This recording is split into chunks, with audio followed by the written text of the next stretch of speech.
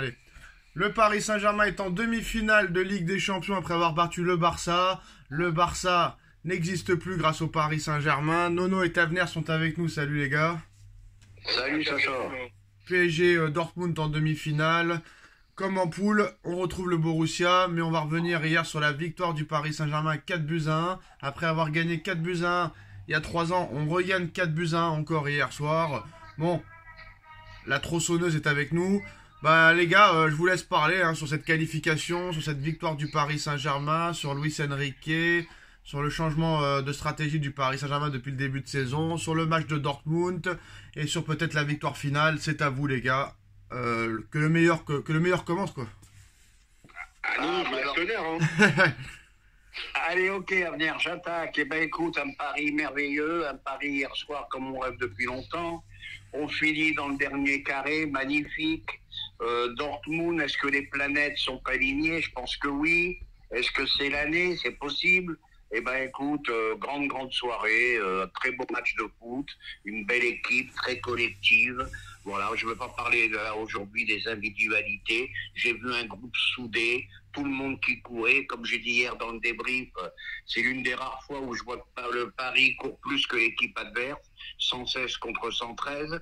Donc ils ont mis tous les ingrédients, ils ont fait ce qu'il fallait faire. Bravo à eux. À moi? À qui d'autre? À qui d'autre? Non, je sais pas, peut-être que tu voulais dire quelque chose, Sacha. Bon, écoutez, déjà, très belle soirée, franchement, même si, je vous cache pas, moi, personnellement, j'ai eu très peur pendant tout le match, parce que bon, on sait que mentalement, notre équipe, le PSG, c'est pas trop ça, mais bon, j'ai l'impression que cette année, bon, attention, on a survécu à tout ça, et j'espère qu'on ira au bout. Voilà, après, victoire hier du Paris Saint-Germain, victoire d'Enrique, surtout, je pense, il a gardé sa méthodologie en place, il a écouté que lui-même, et ça a payé. Les joueurs franchement, ils étaient bien dans le match. Et franchement, très content maintenant. Écoutez, Dortmund pour le second tour en demi-finale. Tout le monde dit que ça va être facile. Moi, je pense pas que ça va être facile. Je dis la vérité. Ça va être très compliqué, je pense. Et donc, on verra bien à ce moment-là. Maintenant, on va prendre tour par tour. On va pas parler des individualités comme Nono il a dit parce que bon, ça servira à rien parce qu'hier, même si on est passé, on est content. On n'a pas fait un hyper grand match. Je veux pas être chiant, mais c'est la vérité, malheureusement. Défensivement, c'est très nul pour l'instant aussi. C'est la vérité, même si hier, bon, ok, Marquinhos, il a sauvé 2 fois, mais tu sentais que tu pouvais prendre un but à tout moment. Et Nono, j'ai un scoop pour vous. Je t'écoute. Mbappé va prolonger. Ah, c'est nouveau, ça c'est sorti quand? Vous allez voir, on va la gagner, Mbappé va prolonger, Nono. Eh ben, on verra bien, moi j'y crois pas du tout. Mais pour revenir à ce que tu disais, Avner, hier, je les ai sentis beaucoup moins fébriles que les autres années. Hier, tu avais un patron qui est revenu, qui avait disparu, qui s'appelle Marquinhos. Je pense que la ligne défensive n'a pas été si faible que ça. Bon, bah écoute, Donnarumma, c'est vrai, n'a pas été impérial malgré un arrêt magnifique. Toujours ses problèmes dans les ballons aériens. Mais j'ai trouvé une défense quand même beaucoup moins fébrile qu'avant. Hein. Vous trouvez pas que Nono, excusez-moi, je vous ai coupé, je vous demande pardon, mais vous trouvez pas que défensivement, je sais pas si c'est pareil pour vous et pour Sacha, on n'a pas une sérénité comme peut avoir un City ou un Liverpool il y a 2-3 ans ou un Real, même par exemple Donnarumma, je l'adore. Moi, c'est dans mon intérêt qu'il fasse des super performances, mais j'ai l'impression que je trouverai jamais chez lui la sérénité d'un Neuer ou d'un Alisson ou d'un Ederson. Vous voyez ce que je veux dire? Ah ben, je vais te rejoindre un petit peu. C'est le seul qui m'a paru un petit peu en difficulté. Et sinon, comme je t'ai dit, un Marquinhos impérial. Après, bon, on va continuer, on va parler un petit peu quand même de ce qui s'est passé. Bon, un Vitinha qui, pour moi, est dans le top 5 des milieux de terrain. Progression incroyable, cette progression de Vitinha, un Barcola magnifique, un Dembélé magnifique, un Mbappé avec un bon état d'esprit, même s'il n'a pas été souverain hier. Il n'a pas été très bon hier, c'est la vérité. Là. Moi, voilà, donc voilà un petit peu le résumé. Tiens, j'ai une question. Comment Mbappé peut avoir 8? C'est ça que je comprends pas parce qu'il a mis 2 buts, je pense, comme tu m'as dit hier, de toute façon. Mais le problème, c'est le nouveau football, c'est les statistiques. Même si t'es moyen, tu marques 2 buts, t'as 8. Voilà, c'est comme ça maintenant. Mais moi, j'ai une question à vous poser. Est-ce que, par exemple, vous signez pour... là, normalement, si tout se passe bien, il restera 3 matchs avant de la gagner, si on arrive à passer chaque match les uns après les autres.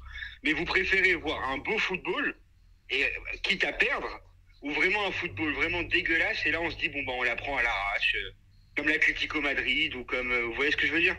Ah, mais moi, je suis pour le beau football, je te dis franchement. Je suis l'un des plus fervents détracteurs de Deschamps, mais je dois reconnaître que lui, il a un football qui gagne, mais c'est un football qui me plaît pas. Mais maintenant, je vais retourner un petit peu ma veste. Eh ben, il faut la gagner, peu importe la façon, il faut la gagner maintenant. Nono, tu m'avais dit que si Mbappé avait 8, c'était parce que l'équipe et la presse française le sucent, comme pas possible. Ben, non seulement je vais employer le mot sucer, mais moi j'aurais aimé qu'on me parle de Vitinha et de Dembélé et de Barcola. Et ben, qui c'est qui a tous les honneurs une nouvelle fois ce matin? Ben, regarde tous les journaux, voilà. Mbappé. Regardez le contenu du match et dites-moi si j'ai tort. Oui, sur ça je suis d'accord avec vous, mais ça c'est que dans tous les pays, c'est dans le sens où il y a des jours où par exemple Messi au Barça ou Ronaldo au Real, ils n'ont pas fait des gros matchs et c'est eux qui étaient mis en avant sur une action ou sur un fait de match. Non, mais là, c'est injuste. Le contenu, attends, le contenu, il est moyen. Tu as un penalty et tu as une passe de Koundé pour Mbappé à 5 mètres des buts. Donc si ça vaut 8, non, j'aurais mis, moi je vais être honnête, je ne suis pas anti-Mbappé, j'aurais mis un 6. Oui, ben moi aussi, je vous dis la vérité. Pas plus que 7, moi je vous dis la vérité. J'aurais mis un 6. Allez, 7 à la limite. Il aurait mis la frappe sur la dernière frappe, la dernière action, j'aurais dit 8. Mais là, ouais, c'est un peu compliqué, franchement. Et voilà. Quand même, regarde le match qu'on fait ces trois-là. Ça a été extraordinaire. Ouais. Mais tu vois, vous voyez, moi, par rapport justement aux 3... Et moi, je vais vous dire quelque chose. Moi, Dembélé, s'il est mis au fond, s'il a des bonnes statistiques, là, je peux vous dire que c'est lui le meilleur joueur au monde. Hein. Voilà. Si ce mec-là, il est metté au fond, c'est un joueur exceptionnel. Hein. Oui, je suis là, bien sûr. Même Barcola, demain, si Barcola il solidifie physiquement, je veux dire, et qu'il s'améliore en finition, ça sera un joueur exceptionnel. Mais moi, ce que je veux dire, c'est qu'avec les 3 de devant, et hier, j'étais justement énervé avant le premier but, c'est que moi, je pense que ce Paris Saint-Germain, avec cette attaque-là spécialement, c'est une équipe qui est faite pour jouer justement en contre-attaque. Ça sert à rien de construire et de garder la possession du ballon. Alors hier, ça a été payant, bien sûr, mais il y a des matchs où parfois ça sert à rien, parce que devant, on a 3 flèches, et que ça peut faire très très mal quand ils sont en plein rendement, quoi. Ouais, mais hier, tu les as étouffés au Barça, grâce à un jeu collectif magnifique, tu les as étouffés. Pour moi, c'est le meilleur match de la saison de Paris. Hein. Alors, des nouvelles? Qu'on vienne pas me dire qu'ils étaient que 10 Barça, c'est les lois de football, il y a faute, il doit sortir, point final. Il y a des nouvelles? Très grand PSG hier soir. Il y a des nouvelles de Neymar, Verratti, Messi, on a des nouvelles? Bah, Neymar, mon ami Léo, il est en train de galérer à Miami. Léo, t'aurais dû t'arrêter, entre parenthèses, qu'est-ce que tu vas foutre à Miami? Bon, quant au nez, le nez, il est en perdition totale. Et le Marco? Le nez, hier, il était bourré, il a mis un post sur Mbappé, il a dit, est un suceur, il a dit. Et Marco? Oui, le nez, il est fatigué. Et Marco, il est où, Marco? Ah, Marco, il est au Qatar, mais il fait 4 allers-retours Paris-Qatar par mois. Belle retraite, très gros salaire, belle retraite, championnat de baltringue. Pauvre Marco, à 30 ans, t'avais encore des années devant toi, et ben non. Est-ce qu'on peut se rejoindre pour dire que Verratti, c'est un des plus gros gâchis du football, honnêtement? Ah ben oui, mais c'est ce que j'allais finir par ça. T'as peut-être les 2 plus gros gâchis du football avec Verratti et Neymar. Les 2 fêtards. C'est dingue. Hein.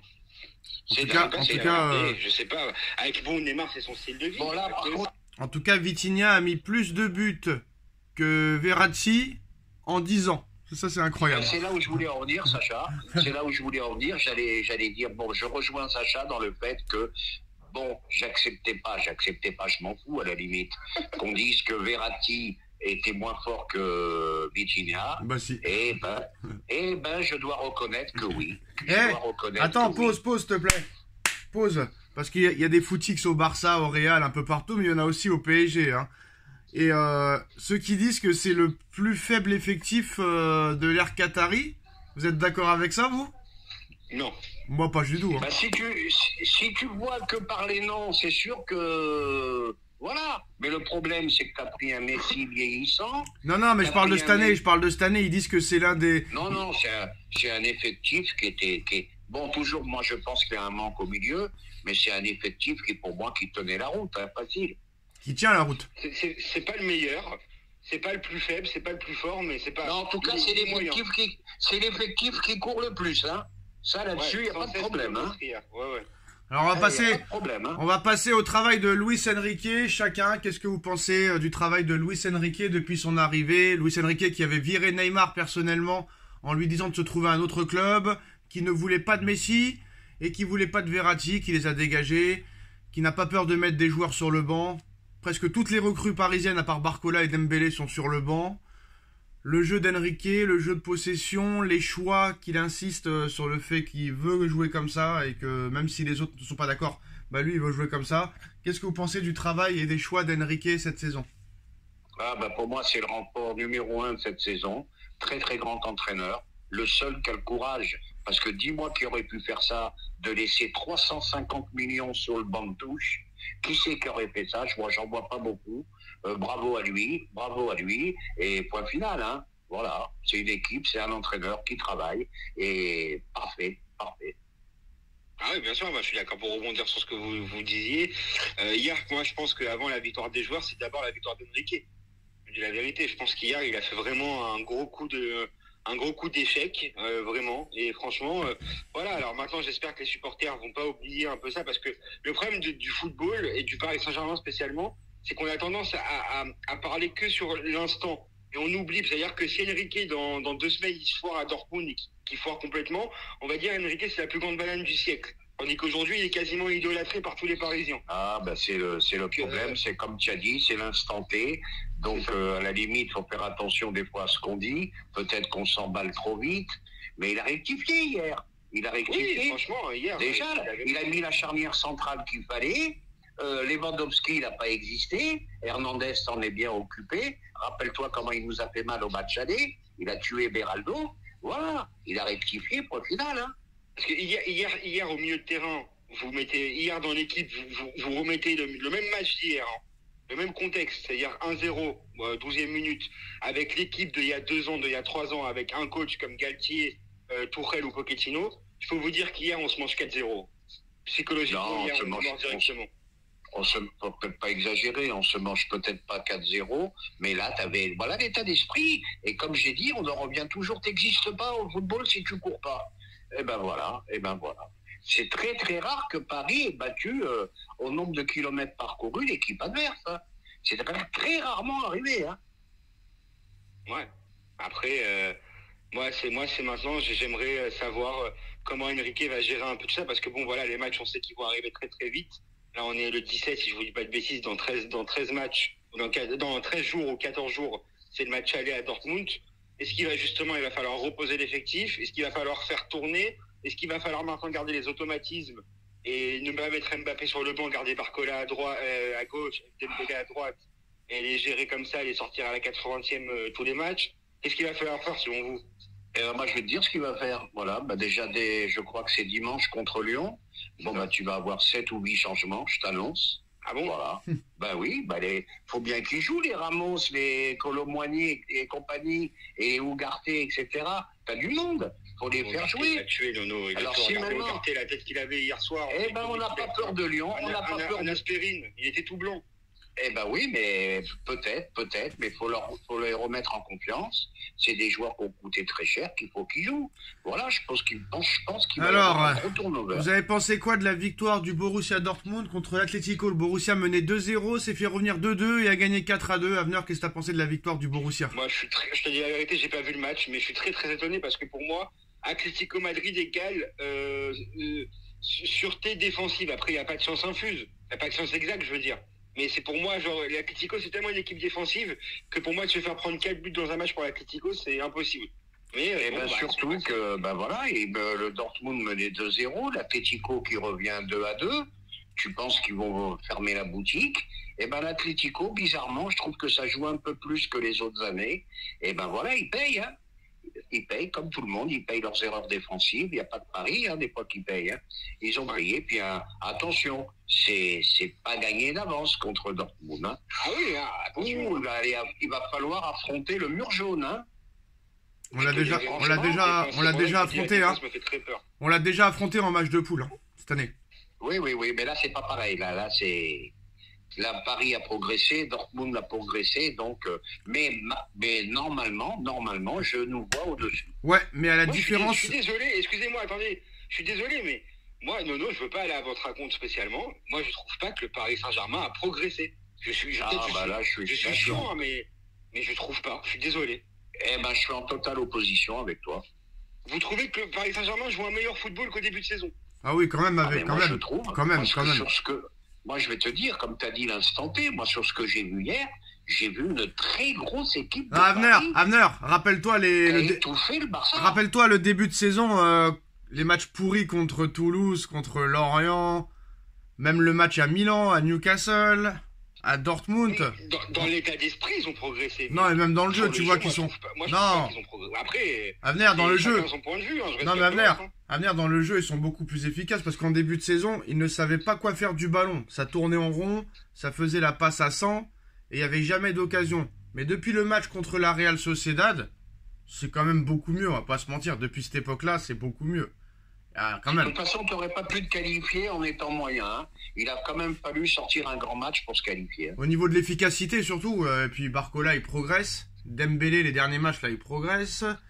Au milieu de terrain, Vitinha, il a progressé entre le début de saison et là, le mois d'avril.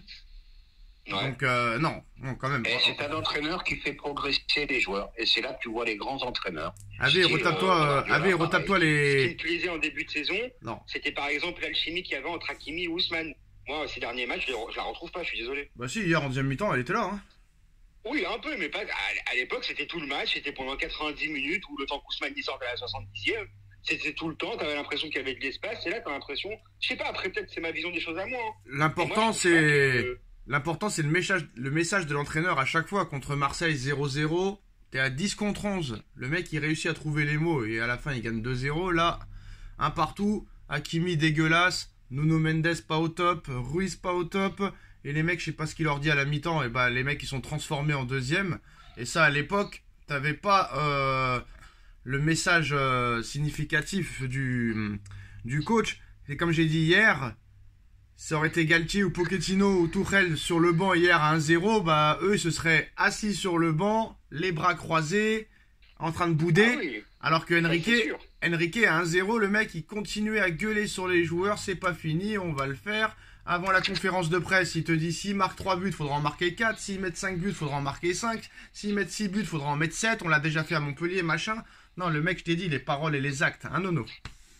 Ah non, mais moi, je vais te dire, je suis un fan de Enrique, hein. Moi, je suis désolé, hein. Tiens, très rapidement sur Xavi, Nono. Très rapidement sur Xavi, qui a pleuré tout le match, qui a pleuré en conférence de presse. Et l'arbitre. Il m'impressionne pas. Non, mais l'arbitre. Alors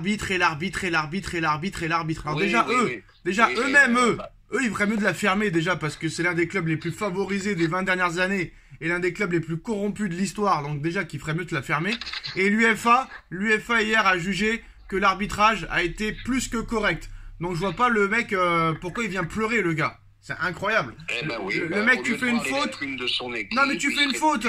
Tu fais une faute, il y a dernier défenseur. Qu'est-ce qu'on en a à foutre que ce soit à la 20e ou à la 30e minute? Il y a faute, c'est tout. Il y a faute, et il doit sortir tout point final. C'est vraiment un fils de... Non, mais c'est vraiment un fils de pute, parce que ça aurait été l'inverse, le mec, il aurait été content, le mec. C'est incroyable. C'est vraiment des... Et j'aimerais bien lui rappeler à Xavi, malheureusement, j'ai pas son téléphone, l'arbitrage scandaleux lors de la remontada, quoi. Mais non, mais eux, ils ont volé tout le monde de ces 20 dernières années, ils ont volé tout le monde. Qu'est-ce qu'ils viennent parler? Et là, en plus, il n'y a même pas de vol. Il n'y a pas de vol. C'est une faute normale, justifiée. Carton rouge justifié. Donc, va voir ta mère, là. Sacha, c'est un surexcité. Moi, je regarde la Liga. Non, mais un mec comme ça, avec la carrière qu'il a, qui vient chouiner. Dans sa carrière, il n'avait pas la réputation d'être excité, quoi. Eh ben non, grand joueur et entraîneur très moyen. Voilà, tout simplement. J'ai une question pour vous deux. Ouais. Ce soir, il y a City et Real. City Alors, est ce soir... invaincu à l'Etihad. Attends, mais Nono, laisse finir. Alors ce soir, après toi... Mais non, mais Nono, laisse finir la question. On n'a même pas entendu. On n'a même pas entendu la question d'avenir. Tu parles en même temps, Nono. On n'a même pas compris la question. J'ai entendu la question. Non, moi j'ai pas entendu. Répète. La question c'est ce soir, qu'est-ce que vous voyez? Parce que City est invaincu depuis 30 matchs. Moi je vois le Real passer, moi. Eh ben moi je vous annonce, j'avais annoncé le PSG, là je vais annoncer City, équipe type, retour de Walker. Je les vois vraiment au-dessus et je vois un grand match. Et moi je vois le Real passer, Victoire de City, qualification City, et voilà. Moi je sais pas si ça va être victoire Real ou match nul, prolongation, tir au but, mais je vois le Real passer. Que ce soit au tir au but, en prolongation ou en match normal, mais je vois le Real. Malgré l'invincibilité de City là-bas chez eux depuis 30 matchs. Tout a une fin dans la vie à venir. Ouais, comme nous la semaine dernière, quoi. Tout a une fin et même Leverkusen perdra un match un jour, ça c'est sûr. Donc c'est quoi ton scénario ce soir, tu crois que City le Real ils vont non, un match de fou. Les exploser ou... Non, un match de fou, les deux équipes ils vont marquer, un match de malade, ça va aller jusqu'en prolongation, un truc comme ça, je vois comme ça. Attention, il a raison Sacha, ça va être un grand match, hein. Ça va être un truc de malade ce soir. Hein. Le Real n'est jamais battu, attention. Donc si parce que je vais vous mettre au clair un truc après je veux pas faire trop une longue vidéo pour vous, parce que je sais qu'on va pas tous être d'accord, mais hier je pense aussi Mbappé 8 parce que c'est lui qui met le 3e et 4e but qui nous qualifie. Mais si ce soir Haaland fait pas un grand match, on est d'accord qu'on peut plus comparer Haaland et Mbappé. Ah bah là Haaland il va falloir qu'il se montre ce soir, parce que là ça fait beaucoup de matchs qui passent à travers dans les grands matchs. Là, si ce soir, ça devait encore se renouveler, il n'y a plus de duel, là. Il n'y a plus de duel. Il faudra voir du côté du Bayer Leverkusen, avec un dénommé Wirtz. Il faudra se pencher plutôt sur son cas, celui-là. D'ailleurs, Leverkusen, ils ont fixé le prix de Wirtz à 150 millions d'euros, Nono. Moi, franchement, je préfère Wirtz que Osimhen. Hein. Je préfère prendre Wirtz que Osimhen, honnêtement, je te dis la vérité. Hein. Voilà. Ah mais phénomène là-dessus. Mais on sait que tu prends Wirtz, si tu rapatries Simons, franchement t'es bon pour l'attaque et pour un peu le milieu la saison prochaine. Mais je pense pas que Wirtz Sacha, tu penses quoi Sacha du débat là, Haaland Mbappé là? Attends, juste sur Wirtz, je pense pas qu'il va venir au PSG lui. Je pense que ce sera soit le Bayern ou soit le Real, un des deux, mais ce sera pas Paris. Je sais pas pourquoi, je le sens pas. Les Allemands, ils aiment pas trop venir à Paris, frère. Donc voilà. Moi, Haaland, j'y crois pas. Je dis la vérité, j'y crois pas. Déjà, l'année dernière, les deux matchs contre le Real inexistants, le match contre l'Inter inexistant. Pour moi, Haaland, il est très fort contre les mauvais, il est moyen contre les moyens, et il est nul contre les grosses équipes. C'est mon avis. Voilà. Je dis... allez-y, non, excusez-moi. Et je fais une dernière intervention. Je dis aux dirigeants du PSG... attention, ne déconnez pas, allez pas mettre des sommes pharaoniques sur Haaland. C'est pas si fort que ça. Il plante, ok, mais c'est pas si fort que ça. Mais non, mais si Pérez il a décidé de pas le prendre, c'est qu'il y a une raison. En commentaire, hein. Mais je pense que Ibrahimovic, il a été plus fort qu'Haaland dans sa carrière. Ah bah oui. Après, ils sont pas le même âge, on sait pas encore, mais... Non. À son âge, Ibra, je pense qu'il était plus fort. Ouais, je pense aussi, mais... Le problème, c'est qu'il a pas de match. Le seul match référence qu'il a en Ligue des Champions, Haaland, c'est contre le PSG il y a 4 ans. C'est le seul. Dortmund, toi. Voilà, c'est le seul match référence qu'il a. Petite excuse pour lui, quand même, malgré tout. Le jeu de Guardiola ne lui convient pas du tout à ce garçon. Pourquoi il l'a recruté alors? Ils ont fait peut-être l'erreur aussi. C'est un jeu trop technique pour lui. L'erreur qu'ils ont fait. J'ai un contre-argument. Hier, Mbappé en 9, pourtant il en met 2. Pourtant, c'est pas son poste, hein, ça lui convient pas non plus. Oui, mais il s'est beaucoup baladé hier. Ouais, mais les deux buts à venir, c'est un sur penalty et l'autre, comme tu l'as dit hier, c'était anecdotique, le 4e. Oui, non, bien sûr. Non, la seule vraie action pour moi qu'il ait eue, c'est quand il fait la frappe à la 80e minute ou 85e et que Ter Stegen il repousse, quoi. Abner, comme je te l'ai dit plusieurs fois, je suis pas anti-Mbappé, mais je dois reconnaître hier qu'il avait l'état d'esprit, il avait la banane, mais malgré tout, il a fait un match moyen. Voilà, c'est tout. Ah non, bien sûr, non, sur ça, je suis d'accord avec vous, bien sûr, non. C'est tout, sans plus. Il a fait un match plus que moyen, même. Il a eu le bon état d'esprit, il a fait il a pas fait les replis, mais il a fait quelques pressings et tout. Vite fait, quoi, histoire de dire que je l'ai fait. Il a souri quand ils ont marqué, il a célébré tout ça et tout. Mais voilà, quoi. Mais c'est pas un match parfait, quoi. Il a fait un meilleur match il y a 3 ans quand il met le triplé au Camp Nou, quoi. Alors, qu'est-ce que vous diriez si Paris se fait éliminer en demi contre Dortmund? Eh ben, je dirais tout simplement, chaque match a son histoire et faut voir de la façon dont tu es battu. Tout dépend aussi de la façon. Non, mais tu serais déçu quand même. Tu serais déçu quand même de te faire éliminer contre Dortmund. Ah, ça serait une grosse déception parce que je pense, tu vas encore me dire, Nono, t'es trop optimiste, mais je pense qu'on est vraiment au-dessus maintenant. Non, mais si tu te fais, mais ça veut rien dire. Tu peux être au-dessus d'une équipe et te faire éliminer. Si jamais tu te fais éliminer contre Dortmund, vraiment c'est impardonnable ou pas? Peut-être pas impardonnable, mais très très grosse déception. Avenir? Comme Nono il a dit, je pense que ça dépend. Tu vois, si on se fait éliminer sur une connerie, je serais très très déçu. Si on se fait éliminer parce qu'on est plus faible qu'eux, ben écoute, c'est la vie. Je pense que cette année, en début de saison, soi-disant, ils nous ont dit la Ligue des Champions cette année, on s'en fout. On arrive à faire une demi. Je serais déçu, mais voilà quoi. T'as compris quoi. Déçu, mais pas tant que ça? Je serais déçu, mais je serais que énervé. Par exemple, si on gagne 2-0 à l'aller et qu'au retour on se mange une remontade à 3-0, je serais dégoûté, je serais énervé. Mais si on perd, imagine on fait un match nul à l'aller et au retour on perd 2-1 et qu'ils ont fait un match splendide Dortmund et que nous on a fait un match de merde, et ben je serais énervé, mais je serais pas. Bah moi, quoi qu'il arrive. Le match aller à Dortmund, hein. Non mais peu importe l'issue du match, si tu te fais éliminer, pour moi c'est un scandale. Tu peux pas te faire éliminer contre Dortmund, c'est pas possible. T'as pas le droit. Attends, alors j'ai une dernière question. T'as pas le droit. Tu passes Dortmund mais que tu perds la finale. Non mais ça, à la finale, tu peux être battu par plus fort que toi, c'est pas grave. Mais t'as pas le droit de te faire éliminer contre Dortmund. Non seulement t'es favori, t'es au-dessus au niveau de l'effectif, et en plus de ça, tu les as battus en poule. Donc non, t'as pas le droit. Je suis désolé. Faut arrêter. Oui, ça sera un échec. Voilà. Par contre, Xavi, ils viennent de montrer les images là pendant l'expulsion d'Araujo. Bah franchement très classe, hein, Xavi. Hein. Ta pute de merde, te moque pas de moi, mon gars. Allez, sors-le, ton putain de carton jaune, la putain de ta mère, gros connard. Bien la classe, Xavi, hein, Nono. Hein. La classe. Grande classe. Je suis déçu parce que autant j'ai aimé le joueur, j'aime pas l'entraîneur. Ouais, grande classe, frère, grande classe, hein. Bref, bon voilà, je pense qu'on a tout dit. On peut avoir un remake, hein. Remake de quoi? Si on se qualifie en finale, remake finale 8, si ce soir le Bayern il se qualifie. Ah ouais, c'est possible. Eh Nono, tu te rappelles que j'avais dit PSG Arsenal en septembre, hein? Tu te rappelles ou pas? En finale. Exact. Va savoir, hein. Donc voilà, je pense qu'on a tout dit. Donc voilà, rendez-vous ce soir pour le débrief City Real Madrid. Donc voilà. On like, on partage, on commente, on s'abonne et on se retrouve très vite pour une nouvelle vidéo. Tchuss. Tchuss.